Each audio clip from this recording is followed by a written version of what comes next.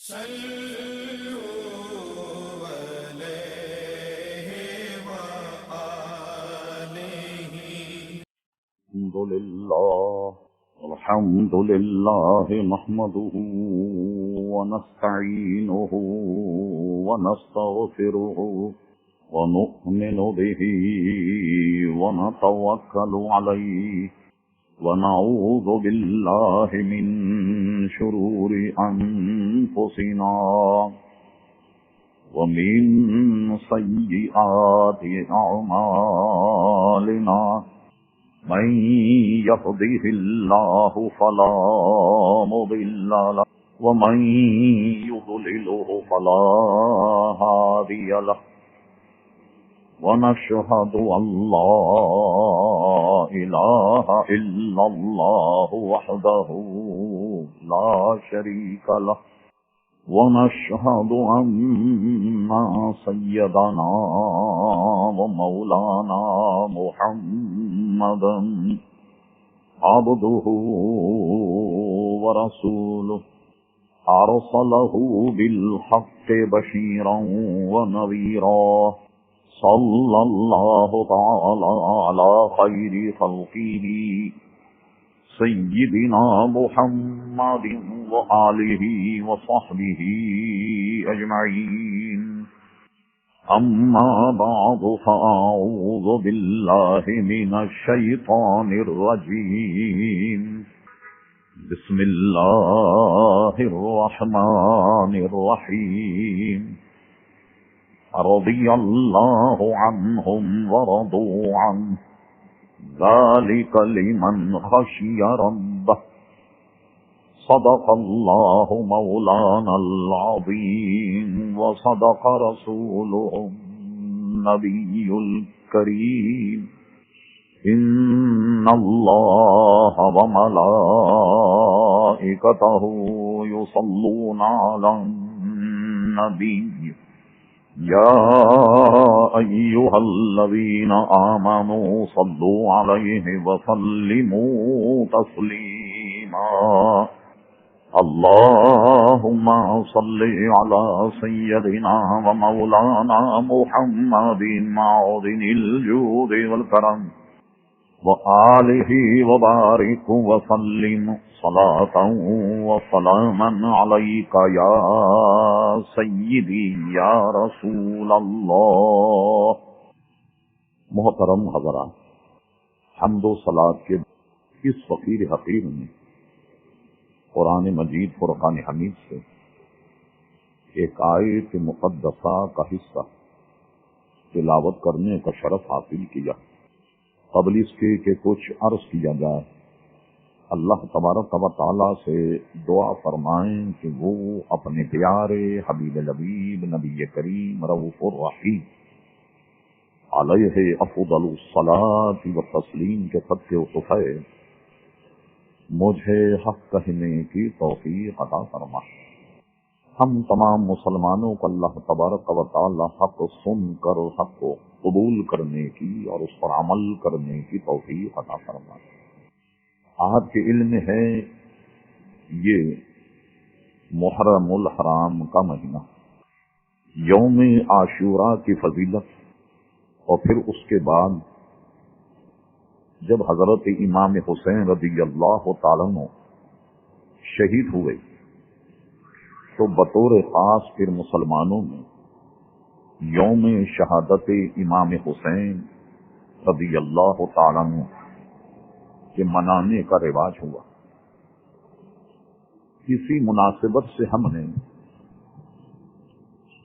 گزشتہ جمعے بھی یہ عرض کیا تھا کہ حضرت امام حسین رضی اللہ تعالیٰ عنہ اور فضائل و مناقب تو ان کے ہیں، لیکن وہ صحابی رسول بھی ہیں، اور ایسے صحابی ہیں کہ جنہوں نے کئی حدیثیں اپنے نانا سے سن کر براہ راست بیان کی. یہ موضوع تھا اور اسی پر ہم نے اپنی گفتگو کو محدود رکھا. آج ہم اس غلط فہمی کا ازالہ کرنا چاہتے ہیں جو عام طور پر مسلمانوں کے فرقوں میں غلط فہمیاں اور اس میں مذہب اہل سنت و جماعت کیا ہے، یہ بیان کرنا ہے۔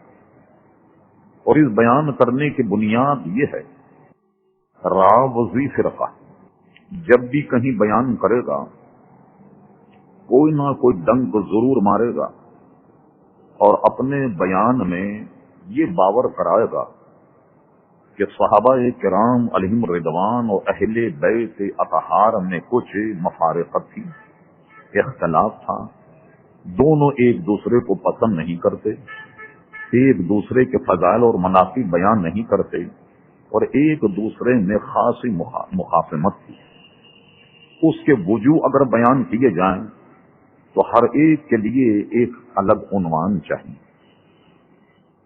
مثلا کبھی زندگی نے وفا کی تو ہم ایک ایک کو الگ الگ کر کے بیان کریں، ان پر تان یا لام تان کہیے، ان کے وجوہ ان کے نزدیک کہیے۔ مثلا باغ صدق حضرت فاطمہ رضی اللہ عنہا نے جب مانگا، صدیق اکبر نے منع کر دیا۔ ایک تو یہ لڑائی ساری زندگی جاری رہی۔ خلافت کے حقدار اور مستحق حضرت علی تھے، یہ تینوں حضرات زبردستی مسند خلافت پر قابض رہے۔ ایک یہ انہوں نے بہت برا کام کیا۔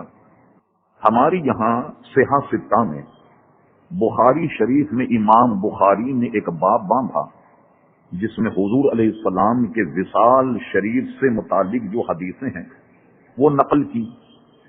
تو حضور علیہ السلام نے فرمایا یہ حدیث کتب احادیث اور محدثین میں حدیث سے قرطاس کے نام سے مشہور۔ قرطاس کہتے ہیں کاغذ کو، کاغذ والی حدیث۔ اس سے حدیث قرطاس اس لیے کہا گیا کہ حضور نے اپنے وصال سے چند دن قبل کاغذ اور قلم مانگا کہ میں تمہارے لیے ایسی نصیحت یا وصیت لکھ دوں کہ میرے بعد میں تمہارے یہاں کوئی معاملہ، کوئی خرابی اور مخاصمت نہ ہو، لیکن حضرت عمر فاروق نے لکھنے سے روک دیا، ورنہ حضور علیہ السلام جو ہیں وہ یہ لکھنے والے تھے کہ حضرت علی میرے بعد خلیفہ بنے، اور اس میں حضرت عمر فاروق رضی اللہ تعالیٰ عنہ نے حضور کو ایسا کرنے نہیں دیا۔ یہ واقعات وہ اپنی زبانی یا ہماری کتابوں کی عباروں کے غلط ترجمے کر کے مسلمانوں میں غلط فہمی پھیلاتے، یہ اس کے اسباب ہیں غلط فہمی پھیلانے۔ اب حدیث سے قرطاس پر ہم کلام کریں تو پورا وقت چاہیے، باغ صدق پر کلام کریں تو پورا وقت چاہیے، اسی طرح جو ان کے اعتراضات ہیں ان کے لیے خاصا وقت چاہیے ہوتا ہے، اور یہاں وقت عام جانتے مختصر ہوتا ہے۔ ہم یہ کرتے ہیں کہ اہل سنت و جماعت کی تمانیت قلب کے لیے کہ ان دونوں حضرات میں کس قدر محبت اور پیار تھا جسے لوگوں نے بغض اور حسد میں بدلا، اس کی حقیقت کیا ہے یہ ہم عرض کرتے ہیں۔ آپ جانتے ہیں کہ مسلمان کہلانے والوں میں ایک طبقہ ایسا ہے جو ناصبی کہلاتا ہے، اس کے عجیب و غریب عقائد۔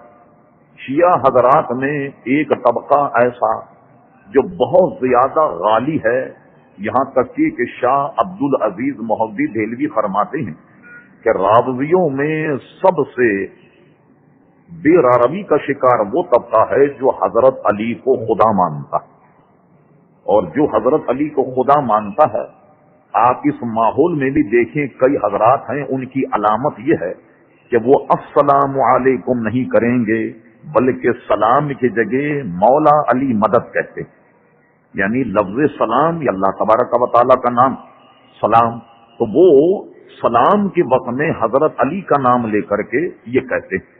ان کے نزدیک ایک سب سے بڑی خرابی یہ ہے کہ وہ کہتے ہیں امام، جیسے امام حسن، امام حسین، اور ان کے بعد کے امام باقر، امام صادق وغیرہ وغیرہ جتنے بھی امام، یہ کہتے ہیں اصل میں کہ یہ امام کا درجہ نبوت سے بڑھ کر، معاذ اللہ، ان کے نزدیک امامت کا درجہ جو ہے وہ نبوت سے بڑھ کر ہے، اور ان کی دلیل سماعت فرمائی قرآن مجید فرقان حمید میں ہے کہ انی جاعلک للناس اماما، ابراہیم ہم تجھے اس کائنات کے لیے امام بنانے والے۔ کہا دیکھو ابراہیم علیہ السلام نبی ہوتے ہوئے پھر اللہ فرماتا ہم تمہیں امام بنانے والے، معلوم ہوا کہ امام کا درجہ نبوت سے افضل ہے، معاذ اللہ ثم معاذ اللہ۔ وہاں امامت سے مراد ہے انبیاء کی امامت، انبیاء جو ہیں ان میں امامت، یعنی جیسے اولو العزم جو انبیاء کرام علیہ السلام ہیں وہ انبیاء کرام علیہ السلام کی امام ہیں، جیسے ہمارے اور آپ کے آقا تمام انبیاء کرام علیہ السلام کے امام ہیں۔ وہ یہ سمجھے کہ امام حسن امام حسین ان کا درجہ جو ہے وہ امامت سے بھی بڑھ کر۔ عراق میں ایک ایسا فرقہ ہے جو اتنا غالی ہے، اتنا غالی، اس کو ہوشیار رہیے آپ ان کے واردات۔ کہتے ہیں کہ جب صلح حدیبیہ کے موقع پر حضور نے ایک دستاویز حضرت علی کو دی، کیونکہ اعتراض یہ ہوا کہ یہ صلح نامہ محمد رسول اللہ کی جانب سے، تو دوسرے فریق نے اعتراض کیا کہ اگر ہم اس صلح نامے پہ دستخط کر دیں، اس کا مطلب یہ ہوا کہ ہم نے تو آپ کو اللہ کا رسول مان لیا۔ جب اللہ کا رسول مان لیا تو جھگڑا کا ہے، جب اللہ کا رسول مان لیا اب جناب مفاہمت اور صلح نامہ کا ہے کا۔ حضور نے فرمایا پھر کیا ہونا چاہیے؟ کہا آپ یہاں عبارت کاٹ کر کے لکھیں محمد ابن عبداللہ، ہم اس محمد سے صلح کرتے ہیں جو عبداللہ کا بیٹا، اس لیے کہ آپ کو ہم عبداللہ کا بیٹا مانتے، آپ کو ہم جو ہے وہ نبی تو نہیں مانتے۔ حضور نے حضرت علی کو دیا، فرما علی اس میں سے محمد الرسول اللہ کو کاٹ کر محمد ابن عبداللہ لکھ دو۔ بخاری شریف کی حدیث ہے کتاب الصلح۔ حضرت علی نے کہا یا رسول اللہ صلی اللہ علیہ وسلم میں تو یہ کام نہیں کر سکتا، میں یہ کام نہیں کر سکتا۔ سبحان اللہ، اگر عقل کے ناخن لیے جائیں، ایمان کی آنکھ سے دیکھا جائے تو حضرت علی کہتے ہیں کہ میں کیسے کاٹوں اپنے ہاتھ، اس لیے کہ میرا تو ایمان ہے کہ اللہ کے رسول، میں کیسے کاٹوں گا؟ اب دیکھیے مارے گھٹنا پھوٹے ہاں، وہ فرقہ یہ کہتا ہے اگر حضرت علی یہ عبارت کاٹ دیتے تو حضور کی نبوت منسوخ ہو جاتی۔ دیکھا آپ نے کہاں کی بات کہاں لگائی جا رہی۔ ان ساری چیزوں سے اہل سنت جماعت کو بچنا چاہیے۔ یہ ہماری تمہید محض آپ کو چوکس کرنے کے لیے تھی۔ اب آئیے ہم باہمی ان کے تعلقات کو اپنے دانش میں بڑے معتبر صحیح روایات کی روشنی میں بیان کرتے ہیں۔ سب سے پہلے ترمذی شریف کی حدیث ام المومنین حضرت عائشہ صدیقہ رضی اللہ عنہا سے، دیکھیے دونوں کی محبت کا عالم۔ حضرت عائشہ صدیقہ رضی اللہ عنہا سے پوچھا گیا، امام ترمذی نقل فرمایا کہ ام المومنین یہ بتائیے کہ نبی کریم علیہ الصلوۃ والسلام کو مردوں میں سب سے زیادہ محبت کس سے تھی اور عورتوں میں سب سے زیادہ محبت کس سے؟ یہ سوال حضرت عائشہ صدیقہ سے ہو رہا۔ آپ یقین جانیے کہ ہماری کتابوں میں ایک نہیں سینکڑوں دلائل ایسے موجود ہیں کہ حضور علیہ السلام، آگے بھی آپ سنیں، حضور علیہ السلام کو اپنی تمام ازواج میں حضرت عائشہ صدیقہ سے زیادہ محبت، اور تمام مردوں میں صدیق اکبر رضی اللہ عنہ جو سب سے افضل ہیں، لیکن یہ باہمی آپس میں ان کے معاملات۔ امام ترمذی نے یہ حدیث نقل کی، ام المومنین حضرت عائشہ صدیقہ نے فرمایا کہ تمام خواتین میں حضور علیہ السلام کو سب سے زیادہ محبت حضرت فاطمہ سے رضی اللہ تعالی عنہا۔ پھر ان سے پوچھا گیا چلیے خواتین کا تو طے ہو گیا کہ عورتوں میں سب سے زیادہ محبت حضرت فاطمہ رضی اللہ تعالی عنہا سے تھی، اچھا مردوں میں سب سے زیادہ محبت کس سے تھی؟ تو ام المومنین حضرت عائشہ صدیقہ نے فرمایا کہ مردوں میں سب سے زیادہ محبت نبی کریم علیہ الصلوۃ والسلام کو حضرت علی سے تھی رضی اللہ تعالیٰ عنہ۔ اب مجھے بتائیے معاذ اللہ کوئی دل میں میل ہوتا، کوئی حسد ہوتا، کوئی برائی ہوتی تو کیا ام المومنین حضرت عائشہ صدیقہ یہ بیان کرتی؟ یہ بیان نہیں کرتی۔ اب آئیے امام بخاری رحمت اللہ تعالی علیہ، جیسے یہ حدیث امام ترمذی نے ام المومنین حضرت عائشہ صدیقہ سے بیان کی، اور امام بخاری نے تقریباً یہی حدیث دوسرے انداز میں حضرت فاطمہ رضی اللہ تعالی عنہ سے بیان۔ حضرت فاطمہ رضی اللہ تعالی عنہ سے پوچھا کہ یہ بتائیے کہ حضور علیہ الصلوۃ والسلام کو خواتین میں عورتوں میں سب سے زیادہ محبت کس سے تھی؟ حضرت فاطمہ رضی اللہ عنہ فرماتی ہیں کہ حضور کو خواتین میں سب سے زیادہ محبت حضرت عائشہ صدیقہ سے رضی اللہ تعالی عنہ۔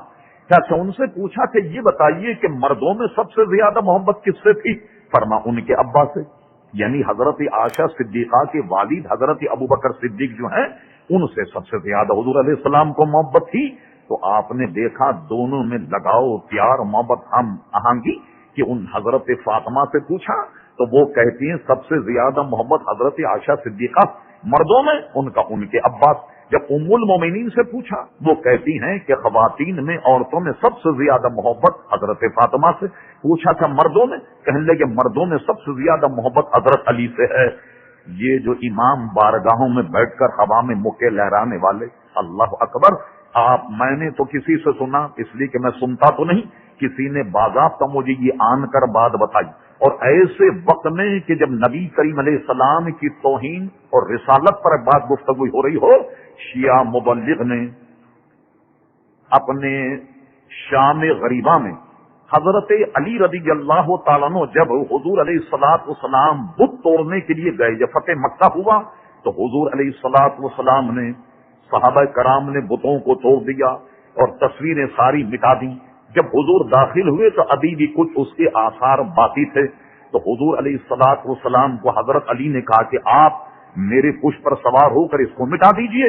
حضور نے ارشاد فرما, علی تم میری نبوت کا بوجھ نہیں سنبھال سکتے, تم میری نبوت کا بوجھ نہیں سنبھال سکتے.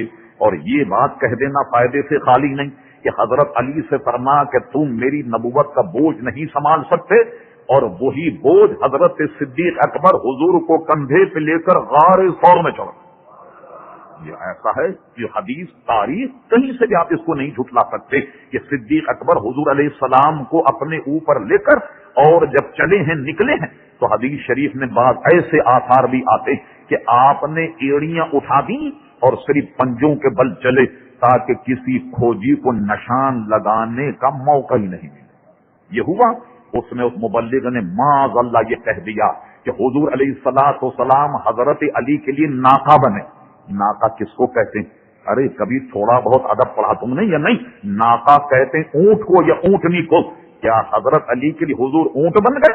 اور لفظ ناقہ اور اونٹ کہنا کیا نبی کریم علیہ الصلوۃ والسلام کی گستاخی نہیں ہے؟ اور آج آپ نے دیکھا, میں تلخ باتوں سے پرہیز کرتا ہوں, نبی کریم علیہ السلام کی گستاخی پر شیعوں نے کوئی جلوس نکالا, رافضیوں نے کوئی کیا جلوس, لیکن ایک امام کا جو ہمارے بھی امام ہے, امام عسکری, امام نقی, ان کے گنبد کے شہید ہونے پر پوری دنیا کے شیعہ باہر نکل آئے.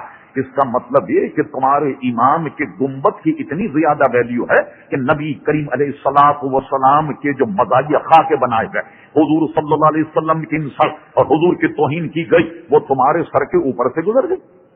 دیکھا آپ نے یہ حال, اس سے اندازہ لگائیے کہ انہیں نبی کریم علیہ الصلوۃ والسلام سے کتنا لگا. اور حضور کو لفظ ناقہ, اونٹ سے تعبیر کیا گیا جو سراسر حضور علیہ الصلوۃ والسلام کی توہین ہے.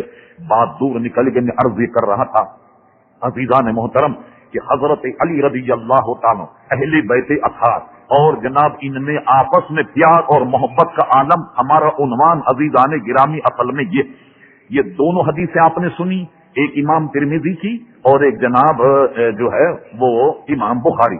اب آئیے حضرت علی اور حضرت صدیق اکبر ایک مکالمہ جس کو امام احمد طبری نے نقل کیا, الریاضۃ النظرہ, یہ حدیث یوں نقل کی.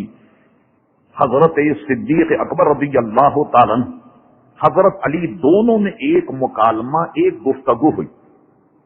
صدیق اکبر نے کہا, علی میں نے تمہارے بارے میں نبی کریم علیہ الصلوۃ والسلام سے یہ سنا کہ جب لوگ پل صراط پر چلیں گے تو تم پل صراط کے قریب کھڑے رہو گے, جسے تم سند دو گے, جسے تم چھوڑو گے, وہ پل صراط سے ساتھ خیریت کے چلا جائے گا.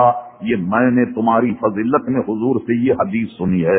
مجھے بتائیے اگر حضرت صدیق اکبر کے قلب میں حضرت علی کا بغض ہوتا کیا وہ حدیث ان کی فضیلت میں بیان کرتے؟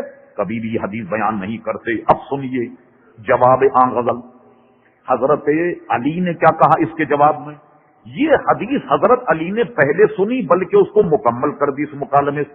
میں نے یہ سنا کہ تم جس کو پل صراط کی راہداری دو گے, جسے چھوڑو گے وہی ساتھ خیریت کے گزرے, جسے تم نہیں چھوڑو گے پل صراط کی راہ وہ طے نہیں کر سکتا. حضرت علی رضی اللہ عنہ نے مسکرا کر کہا, یا ابا بکر میں نے تمہارے متعلق حضور سے حدیث سنی، یہ تو میں نے بھی سنی جو تم نے بیان، مگر پوری حدیث یہ ہے کہ مجھے تو فرمایا کہ تم پل صراط کے قریب رہنا، اور جب کوئی آئے گزرنے والا تو جناب گویا جب تک تم نہیں چھوڑو گے وہ نہیں جائے گا۔ اب سنو تمہیں ہدایت کیا ہے، فرما جب کوئی پل صراط سے گزرنے والا آئے اسے پکڑ کر اس کے سینے میں ٹٹولو، ابو بکر کی محبت ہے یا نہیں۔ اگر تم دیکھو کہ اس کے سینے میں ابو بکر کی محبت ہے تب تو وہ سیدھا پل صراط سے جائے گا، ورنہ جس کے سینے میں ابو بکر صدیق کی محبت نہ ہو وہ پل صراط سے نہیں گزر سکتا۔ امام احمد طبری رحمت اللہ تعالی نے عزیزان گرامی یہ حدیث شریف نقل فرمائی۔ اس سے دونوں کی فضیلت کو بھی دیکھتے جائیے اور ان دونوں کے حالات کا بھی جائزہ لیتے جائیے۔ اب آئیے ازالۃ الخفا، شاہ ولی اللہ محدث دہلوی رحمت اللہ تعالی الریاضۃ النظر، اس میں بھی یہ حدیث شریف موجود ہے۔ مدائن فتح ہوا، جب مدائن فتح ہوا تو فتح ہونے کے بعد کیا ہوا کہ بہت سارا مال مسجد نبوی میں مال غنیمت آیا، چمڑے کا فرش بچھایا گیا اور پوری ڈھیری وہاں لگا دی گئی، اور لگانے کے بعد میں صحابہ کرام علیہم رضوان، یہ تو ایک الگ قانون ہے کہ مال غنیمت میں سے حضور کو کتنا ملے گا، فلاں کو کتنا ملے گا، مجاہدین کو کتنا ملے گا، ہم اس بحث میں نہیں پڑھنا چاہتے، صرف مختصر ڈھیری لگی ہوئی ہے مال کی، صحابہ کرام علیہم رضوان لائن لگا کر اپنا اپنا حصہ لیتے جا رہے۔ خدا کا کرنا دیکھیے، جب حضرت عمر فاروق دے رہے تھے تو حضرت امام حسن آئے رضی اللہ عنہ، تو آپ نے امام حسن کو 1000 درہم دی، ان کے بعد میں امام حسین، ان کو بھی آپ نے 1000 درہم دیے، اور ان کے بعد خود حضرت فاروق اعظم کے بیٹے آئے۔ جب یہ بیٹے آئے تو آپ نے اپنے بیٹے کو 500 دیے بتقاضۂ بشریت۔ حضرت ابن عمر رضی اللہ عنہما نے کہا یا امیر المومنین، آپ نے امام حسن کو تو 1000 دی، امام حسین کو بھی 1000 دیے، اور مجھے آپ نے 500 دیے، حالانکہ میں حضور کے زمانے میں جوان تھا، فلاں فلاں غزوں میں نے لڑائی لڑی، کفار مشرکین کے ساتھ نبرد آزما ہوا۔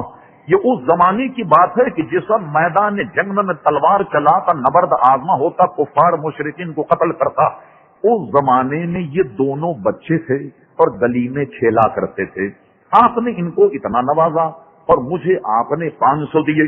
حضرت فاروق اعظم کے تیور بدل گئے۔ اللہ اکبر، جو بات انہوں نے کہی، شاہ ولی اللہ محدث دہلوی کی ازالۃ الخفا دیکھیے، علامہ احمد طبری کی الریاض النظر ملاحظہ فرمائیے، حضرت عمر فاروق کے تیور بدل گئے۔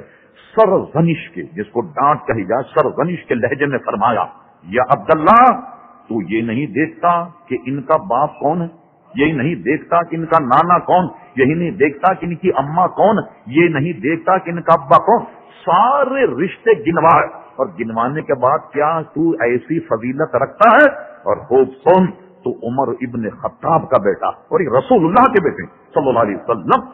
حضرت عبداللہ ابن عمر خاموش ہو گئے جب والد ہی نے گویا فیصلہ دے دیا۔ اب حضرت ابن عمر میں کیا آب و تاب کہ وہ اپنے والد گرامی کے سامنے کسی قسم کا دم مار، وہ چلے گئے۔ آپ جانتے ہیں اچھی بات تو بہت اچھی ہے، کوئی بات جب دہن سے نکل جائے تو عموماً بزرگوں کو آپ نے کہتے سنا ہوگا، میاں دیوار کے بھی کان ہوتے ہیں۔ کہیں نہ کہیں بات زبان سے نکلی تو بزرگ یہ کہا کرتے تھے، زبان سے نکل جائے تو بات پرائی ہو گئی، اب اپنی نہیں رہی، جب تک سینے میں ہے اپنی ہے۔ ذرا اصلاح کے طور پر میں عرض کرتا ہوں، ہمارے یہاں اچھی بات کا چرچا تو بہت کم ہوتا، اور بری باتوں کا چرچا آج کھارا در سے نکلے 1 گھنٹے میں نیو کراچی پہنچ جائے، کوئی برائی والی بات ہو تو 1 گھنٹے میں سارے جناب شہر میں آگ لگ جائے گی، اور اس کے بعد پتا چلے گا کہ بات تو بالکل غلط تھی۔ ایک مرتبہ ایک پروفیسر صاحب نے اپنے بچوں کو سمجھانے کے لیے کہا کہ بچوں، کبھی بھی تم جو ہے وہ جو ہوائی باتیں ہیں اس پہ غور مت کیا کرو، پھر میں تمہیں آج مشاہدہ کراتا ہوں کہ غلط فہمی کیسے پھیلتی۔ انہوں نے سامنے کی کرسی سے بچے کو اٹھا کر کہا اس کے کان میں کہ میری بیوی علیل ہے، میری بیوی کی طبیعت خراب ہے، یہی بات تم پیچھے والے کو بتا دو، اس سے کو وہ اپنے پیچھے والے کو بتا دو، وہ اپنے پیچھے والے کو بتا دو۔ اس طریقے سے میسج جناب کنوے ہوتا گیا۔ جناب بتدریج پیچھے جب پہنچا تو پروفیسر صاحب نے اپنے شاگردوں میں سے کسی کو کہا، بھائی جو سب سے پیچھے آدمی بیٹھا وہ ذرا اٹھے، یہ کہے کہ کیا میسج ملا، کیا اطلاع۔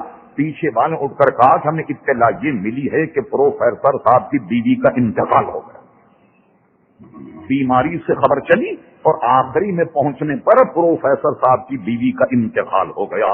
اس لیے قرآن مجید فرقان حمید نے اصول متعین کر دیا، یا ایھا الذین آمنوا ان جاءکم فاسق بنبأ فتبینوا ان تصیبوا قوما بجہالۃ فتصبحوا علی ما فعلتم نادمین۔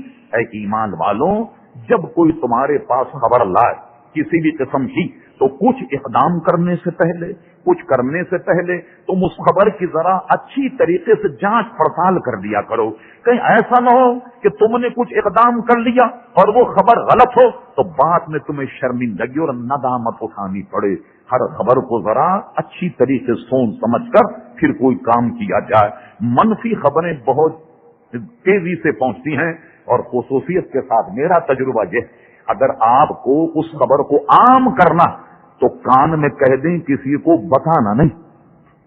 کیا کہیں کسی کو بتانا نہیں، جو بات میں نے تمہیں پرائیویٹ اپنا خاص آدمی سمجھ کر تم سے کہی ہے، کسی کو بتانا نہیں۔ جب آپ یہ کہیں گے کسی کو بتانا نہیں، پھر دیکھیے آپ وہ کیسے جناب جاتی ہے اللہ اکبر بی بی سے لندن کی طرح سارے شہر میں پھیل جائے۔ یہ مسلمانوں میں جو کمزوری کے پہلو ہیں ان میں ایک بڑا کمزور پہلو یہ بھی ہے۔ اللہ تبارک و تعالی ہمیں اس سے محفوظ رکھے۔ اب جب بات نکلی، کسی صحابہ نے جا کر حضرت علی رضی اللہ عنہ سے یہ بات عرض کر دی، بھائی آج تو کمال ہو گیا، مدائن کے فتح و نصرت پر جو مال غنیمت وہ مسجد نبی میں ڈھیر لگا ہوا، فاروق اعظم تقسیم کر رہے ہیں۔ حضرت امام حسن آئے، انہیں 1000 دیا گیا، امام حسین آئے، انہیں 1000 دیا، مگر جب امیر المومنین کے صاحبزادے آئے تو آپ نے ان کو 500 دیے، اور اس کے بعد میں انہوں نے کہا، یا امیر المومنین میرے ابا، میں تو حضور کے زمانے میں جوان تھا، بڑے بڑے غزوں میں نے شرکت کی ہے، کفار مشرکین سے نبرد آزما ہوا، اور یہ اس وقت کی بات ہے کہ جب یہ دونوں چھوٹے بچے تھے اور گلیوں میں کھیلا کرتے تھے۔ حضرت عمر فاروق نے یہ کہہ کر انہیں ڈانٹ دیا، سرزنش کی، ساری تفصیل بتا اور کہا، عبداللہ تم عمر کے بیٹے ہو، یہ رسول اللہ کے بیٹے۔ یہ کہہ کر حضرت عمر فاروق اپنے بیٹے کو رخصت کر دیا۔ اب دیکھیے یہ ان کا معاملہ تھا حضرت عمر فاروق کا۔ اب سنیے حضرت علی کیا کہتے، جو لوگ ان سے کہنے کے لیے آئے ان سے حضرت علی نے فرمایا، لوگوں آگاہ ہو جاؤ کہ میں نے رسول اللہ صلی اللہ علیہ وسلم کو یہ کہتے ہوئے سنا کہ عمر فاروق اہل الجنہ، اہل جنت کا چراغ۔ اللہ اکبر، میں نے حضور کو یہ فرماتے ہوئے سنا کہ یہ تو اہل جنت کا چراغ ہے، گویا جنت کی یہ روشنی ہے۔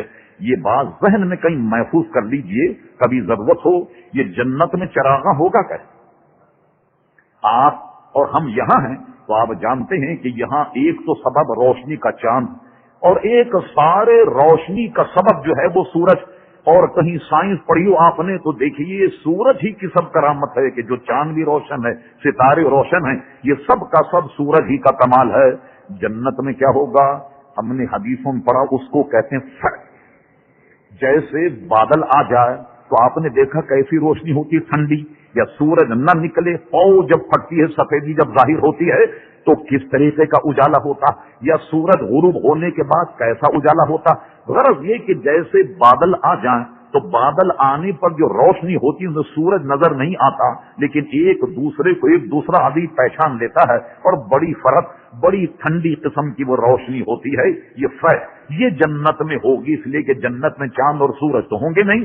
سبحان اللہ، حضور فرماتے ہیں اہل جنت کا چراغ حضرت فاروق اعظم رضی اللہ عنہ۔ یہ جب بات ہوئی وہی بات پچھلی دور آئی ہے۔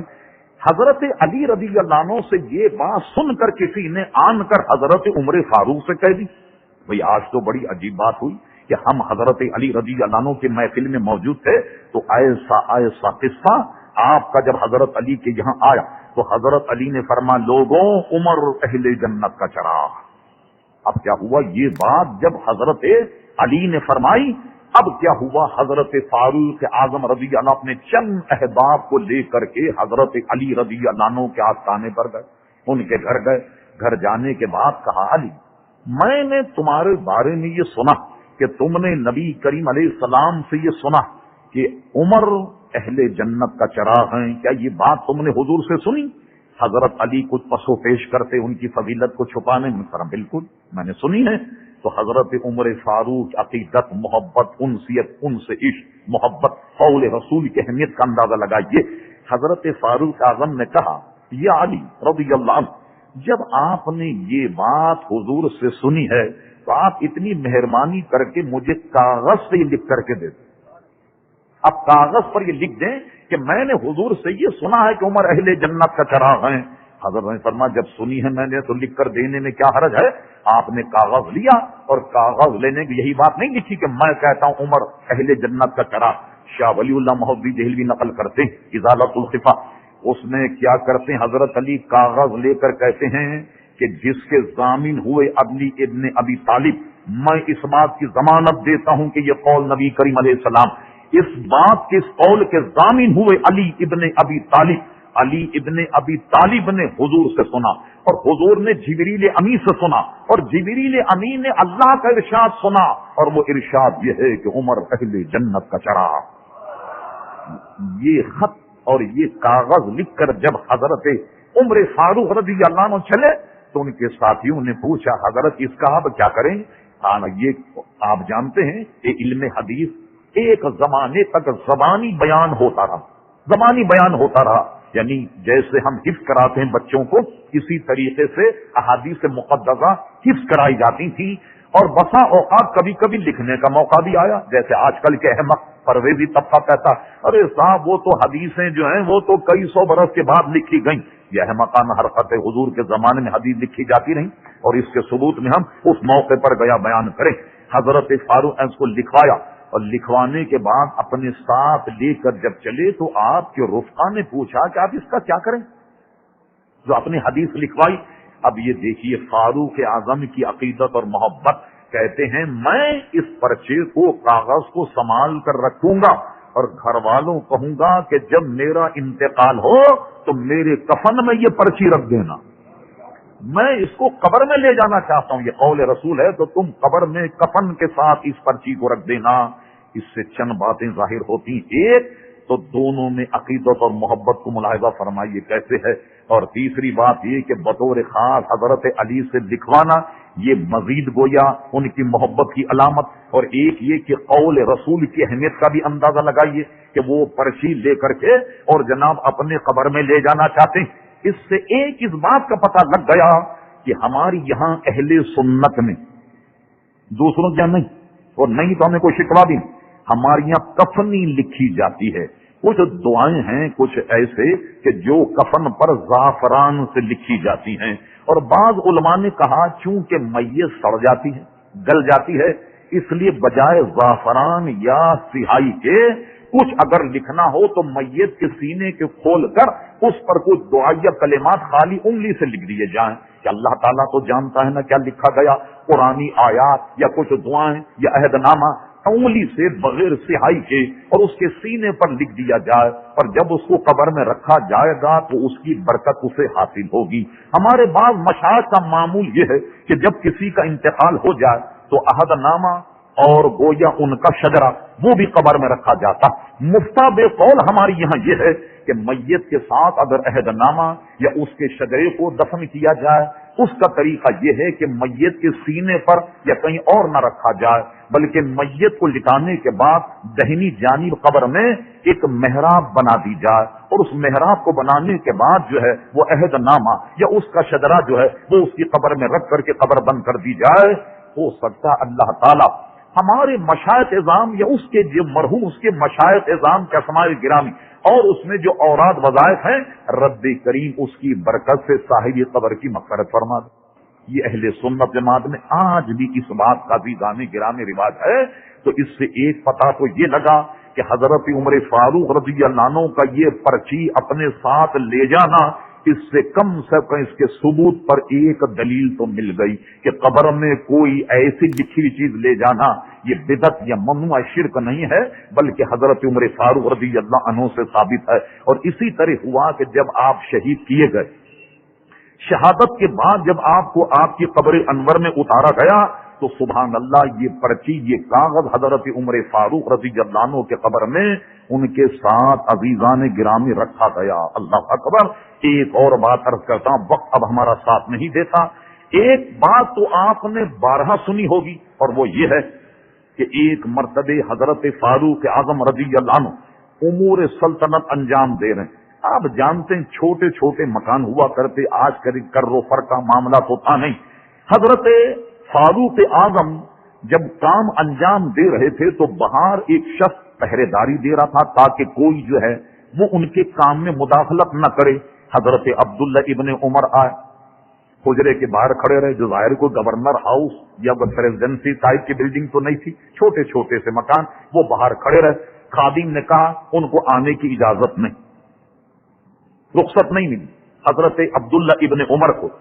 اتنے میں حضرت امام حسن رضی اللہ عنہ یہ ملنے کے لیے آ گئے.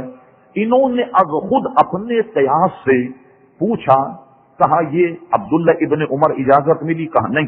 انہوں نے سوچا کہ جب عمر فاروق رضی اللہ عنہ نے امیر المومنین اپنے بیٹے کو ملاقات نہ دی، اپنے بیٹے کو وقت نہ دیا اور انہیں انکار کر دیا، اپنے بیٹے کو جب انکار کر دیا تو مجھے کب اجازت دیں گے؟ وہ تھوڑی دیر کھڑے رہے اور چلے. خادم نے آن کر فاروق اعظم سے کہا کہ وہ اس طریقے سے حضرت امام حسن آئے اور آنے کے بعد میں صرف یہ جان کر کہ آپ کے صاحبزادے کو اجازت نہ ملی تو مجھے اجازت کہاں ملے گی، وہ چلے گئے. فاروق اعظم رضی اللہ عنہ نے ایک روایت میں تو یوں ہے کہ انہیں بلایا اور ایک روایت میں یہ ہے کہ ان کے پیچھے دوڑتے ہوئے چلے اور جانے کے بعد کا صاحبزادے آپ نے اپنی آمد کی ہمیں خبر کرائی ہوتی. کہا میں نے یہ جان کر کے کہ آپ اپنے بیٹے کو اجازت نہ دے رہے تو مجھے اجازت کہاں دیں گے، میں اس لیے چلا گیا. فاروق اعظم رضی اللہ عنہ نے کیا کیا، اپنی پگڑی اتاری اور اپنے بال پکڑ کر کے کہا، صاحبزادے یہ بال کس نے اگائے؟ یعنی کیا مطلب تھا؟ شرائے حدیث کہتے ہیں انہوں نے کہا یہ جو عمر کو عزت ملی ہے یہ کس سے عزت ملی؟ رسول اللہ تمہارے نانا سے عزت ملی اور تمہارے گھرانے عزت ملی. جو عمر کو عزت ملی ہے وہ تمہارے گھرانے کی وجہ سے ملی. اور خوب یاد رکھو وہ عمر کا بیٹا ہے اور تم رسول اللہ کے بیٹے. کیا ان چند حقائق جو میں نے بہت ہی سمیٹ کر کے بیان کیے ہیں، کیا ان احادیث مقدسہ کو سامنے رکھتے ہوئے کوئی شخص یہ کہہ سکتا ہے ان میں بڑی سخت رنجش تھی، بہت بڑی ان میں لڑائی تھی؟ گفتگو طویل نہ ہو جائے، میں شیعہ کی کتب سے اپنی کتب دکھا سکتا ہوں کہ حضرت فاطمہ رضی اللہ عنہا اپنے انتقال تک صدیق اکبر سے نہ صرف یہ کہ راضی رہیں بلکہ ان کی مدت بہت قلیل، بہت کم عمر انہوں نے پائی اور حضور کے تقریباً 6 ماہ کے بعد ان کا وصال ہو گیا. اور یہ بات بخاری کی حدیث میں بھی موجود ہے. ام المومنین نے دیکھا کہ حضور نے حضرت فاطمہ کو بلایا، بلانے کے بعد ان کے کان میں کچھ بات کہی، وہ زاروں قطع رونے لگی. جب روتا ہوا دیکھ کر حضور نے پھر بلایا، بلانے کے بعد ان کے کان میں کچھ بات کہی، وہ ہنسنے لگی. آئی گئی بات ختم ہو گئی، حضور کا وصال ہوا. تدفین کے ایک عرصے کے بعد ام المومنین اس راز کو جاننا چاہتی تھی کہ یہ مسئلہ تھا کیا. ایک مرتبہ حضرت فاطمہ سے وقت مناسب سے پوچھا کہ بیٹی یہ مسئلہ کیا کہ حضور نے تمہیں بلایا، تم رونے لگی پھر ہنسنے لگی. تو حضرت فاطمہ نے کہا حضور نے مجھے بلا کر یہ بات ارشاد فرمائی کہ بیٹی میرا اسی علالت میں وصال ہو جائے، میں دنیا سے چلا جاؤں. میں زاروں قطع رونے لگی. مجھے روتا دیکھ کر پھر حضور نے بلایا اور بلانے کے بعد فاطمہ خوش ہو جاؤ، میرے پورے اہل خانہ اور پورے گھرانے میں سب سے پہلے تم مجھ سے آن کر کے ملو گی، تم مجھ سے آن کر کے ملو گی. یہ لفظ بخاری میں بھی موجود ہے. لفظ ملو گی کا کیا مطلب ہوا کہ سبحان اللہ حضور علیہ الصلوۃ والسلام کی موت اور حیات میں کوئی فرق نہیں ہے. جیسے وہ اس دنیا میں اس آب و گل میں زندہ تھے، اسی طریقے سے اگرچہ ہمارے گویا نگاہوں سے غائب، لیکن حضور علیہ السلام ہی نہیں، 1,24,000 انبیاء کرام کم و بیش، یہ سب کے سب نہ صرف یہ کہ اپنے قبر میں زندہ ہیں، بلکہ سبحان اللہ عبادت کا لطف بھی اٹھاتے ہیں اور نمازیں بھی پڑھتے ہیں۔ اب بہت کم عمر پائی حضرت فاطمہ رضی اللہ عنہ نے، 6 مہینے تک کی تیمارداری، کتب اشیاء سے بھی ثابت، ہماری کتابوں سے بھی ثابت ہے کہ صدیق اکبر کی زوجہ حضرت اسماء رضی اللہ تعالیٰ عنہ جو ہیں وہ ان کی تیمارداری جو ہے وہ کرتی رہی۔ حضرت فاطمہ کی معلوم ہوا کہ حضرت فاطمہ ابو بکر صدیق کی اہلیہ سے، ان سے دونوں سے وہ اس دنیا سے راضی گئی۔ آخری بات شیخ محقق شاہ عبدالحق محدث دہلوی نے اپنی کتاب جو خالصتاً عقائد کے سلسلے میں ہے، بڑا مختصر رسالہ لیکن پڑھنے کے لائق ہے، تکمیل الایمان۔ تکمیل الایمان میں شیخ موقف حوالہ نقل کرتے ہیں، یہ دوسرے لوگ بھی سنیں اور آپ بھی سن کر اندازہ لگائیے ان چاروں حضرات خلفاء اور اہل بیت میں کیا معاملہ اور کیا سلسلہ۔ آئیے 1-2 منٹ آپ جانتے ہیں کہ صدیق اکبر کے زمانے فتوحات ہوئی مگر وقت انہیں کم ملا، 2 سال کچھ مہینے آپ کی خلافت رہی، لیکن سب سے بڑی بات ہے ارتداد، زکات نہ دینے والوں کی تحریک کو کچل کر رکھ دیا، مسلمہ کذاب کی تحریک کو کچل کر کے رکھ دیا، بے شمار مہمات ہوئی اور آپ دنیا سے چلے گئے۔ آپ جب دنیا سے چلے گئے حضرت فاروق اعظم رضی اللہ عنہ آئے، فتوحات ایران، قیصر و کسرا، یہاں تک کہ بیت المقدس تک مسلمان پہنچ گئے، ایک دنیا میں ہنگامہ مسلمانوں نے برپا کر دیا۔ حضرت عثمان غنی آئے، بطور خاص عثمان غنی رضی اللہ عنہ کے دور میں سب سے نئی بات یہ ہوئی کہ بحری جنگیں شروع ہو گئی، صحابہ کرام علیہم رضوان پانی کے جہازوں پر بڑے بڑے بنا کر اور جناب یورپ اور ادھر پورا ایک ہنگامہ کر کے تقریباً گویا یوں کہیے دنیا کے اہم علاقوں تک کو گویا فتح کر لیا۔ کیا بات تھی، مسلمان اسپین تک پہنچ گئے، اٹلی کو فتح کر لیا، روم کو فتح کر لیا۔ معمولی بات آپ سمجھتے ہیں کہاں تک پہنچ گئے مسلمان؟ نہ کوئی ہوائی جہاز، نہ سواری، نہ ریل گاڑی، کوئی نہیں، اونٹوں پر اور گھوڑوں پر ساری دنیا پر مسلمان چھا گئے۔ یہ ہماری کم نصیبی کہیے کہ حضرت علی کے دور میں خانہ جنگی بہت زیادہ ہوئی، یہ مسلمانوں کو سیاہ باب آپس میں جنگی ہوئی، آپس میں لڑائی، آپس میں کوئی خاطر خواہ علاقہ فتح نہیں ہوا۔ کوئی مسلمان تبرہ کرے بیکار۔ حضرت علی سے رہنما اصول لے لو جس کو شیخ موقف نے لکھا۔ ایک شخص نے حضرت علی رضی اللہ عنہ سے آن کر کے کہا، علی، بہت غور سے سنیے، تکمیل الایمان شاہ عبدالحق محدث دہلوی، علی رضی اللہ عنہ، فاروق اعظم کے زمانے میں یہ ہوا، عثمان غنی کے زمانے میں یہ ہوا، صدیق اکبر کے زمانے میں یہ ہوا، اور تمہارے زمانے میں تو کچھ ہوا ہی نہیں، آپس میں خلفشار، آپس کی جنگیں، آپس کے مسائل چلتے رہے، اس کی وجہ کیا؟ فاروق حضرت علی رضی اللہ عنہ کچھ اور بہانہ بھی کر سکتے، لیکن انہوں نے بڑی پیاری بات کہہ دی رہتی دنیا تک جو سنہری حروف سے لکھنے کے لائق ہے۔ فرمایا اپنے مخاطب کو کہ سنو، صدیق اکبر کے زمانے میں یہ سب اس لیے ہوا کہ ان کو مجھ جیسے لوگ مل گئے، فاروق اعظم کے زمانے میں اس لیے ہوا انہیں مشورہ دینے والے مجھ جیسے لوگ تھے، حضرت عثمان غنی کے زمانے میں اس لیے ہوا کہ ان کو مجھ جیسے ملے اور مجھ کو مل گئے تم جیسے۔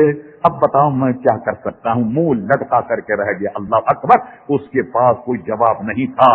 یہ ہے اہل سنت و جماعت کا عزیزان گرامی مذہب، کسی کے خلاف کوئی بکواس، سب کا لفظ ہماری زبانوں پر نہیں آ۔ فرما اللہ سے ڈرو میرے صحابہ کرام علیہم رضوان کے بارے میں، اگر کسی سے کوئی تصدیق، کوئی معاملہ ہو بھی گیا اسے اللہ تبارک و تعالیٰ اس لیے چھوڑ دو کہ ان کی فضیلت میں قرآنی آیات موجود ہیں، بے شمار احادیث مقدسہ موجود ہیں۔ میں اور تم کون ہوتے ہیں کہ ترازو لے کر کے بیٹھنے لگ جائیں؟ حضرت عمر بن عبد العزیز جن کو خلافت راشدہ میں شامل کیا جاتا، ان سے کسی نے پوچھا، عمر بن عبد العزیز یہ بتاؤ کہ یہ جو معاملہ ہوا جنگ صفین کا، جنگ جمل کا وغیرہ وغیرہ، اس میں حضرت علی حق پر تھے، یہ حضرت امیر ماں باپ کا، یہ قصہ کیا تھا، کیا مسئلہ ہوا؟ کیا پیارا جواب یہ فرمائیں، یہ بتاؤ کیا اس جنگ میں میں اور تم موجود تھے؟ کیا ہم نے وہ جنگ لڑی؟ نہیں، ہم نے تو جنگ نہیں لڑی۔ فرما سنو، جب اللہ تبارک و تعالیٰ نے ہماری تلواروں کو محفوظ رکھا، اس جنگ میں جب ہماری تلواروں کو جنگ میں محفوظ رکھا، ہمیں چاہیے کہ اپنی زبانوں کو بھی محفوظ کر لیں. وما علینا الا البلاغ.